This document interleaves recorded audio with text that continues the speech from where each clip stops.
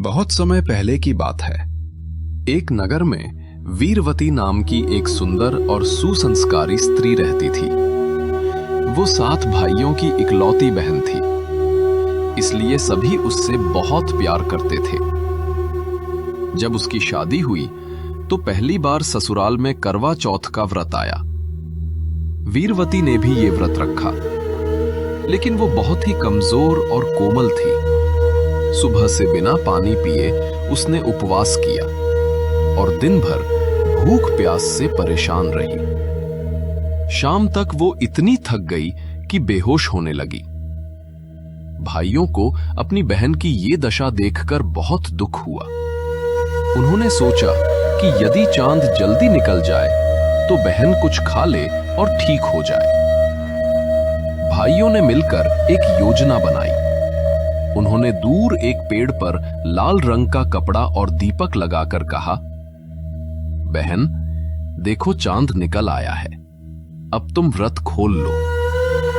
वीरवती ने भाइयों की बात पर विश्वास कर लिया और बिना सच्चे चांद को देखे ही व्रत खोल लिया। लेकिन जैसे ही उसने पहला निवाला खाया, उसका पति राजा दूर देश में बीमार पड़ गया। उसे समझ आ गया कि ये सब इसलिए हुआ क्योंकि उसने अधूरा व्रत तोड़ा था। वीरवती रोने लगी और भगवान से अपने पति की सलामती की प्रार्थना करने लगी। वो कई वर्षों तक कठोर तपस्या करती रही। हर साल सच्चे मन से करवा चौथ का व्रत रखती रही। अंत में उसकी सच्ची श्रद्धा और प्रेम से भगवान प्रसन्न हुए। उसके पति की बीमारी दूर हो गई और वो सुरक्षित घर लौट आया। वीरवती और उसके पति का जीवन फिर से सुखमय हो गया। उस दिन से ये व्रत करवा चौथ के नाम से प्रसिद्ध हो गया।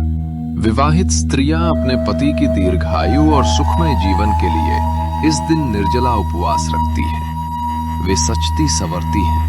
पूरे दिन भगवान शिव, पार्वती, गणेश और चंद्रदेव की पूजा करती हैं।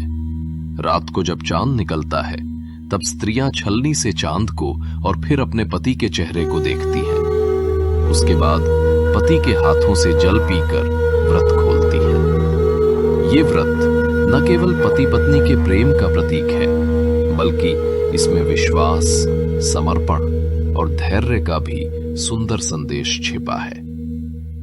करवा चौथ हमें यह सिखाता है कि सच्चे प्रेम और श्रद्धा से की गई प्रार्थना व्यर्थ नहीं जाती।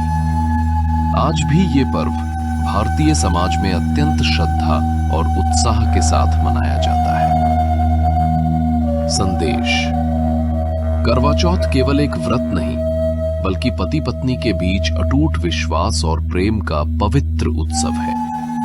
ये पर्व नारी शक्ति, त्याग और समर्पण का प्रतीक है, जो जीवन में सुख, सौभाग्य और दीर्घ आयु की कामना करता है।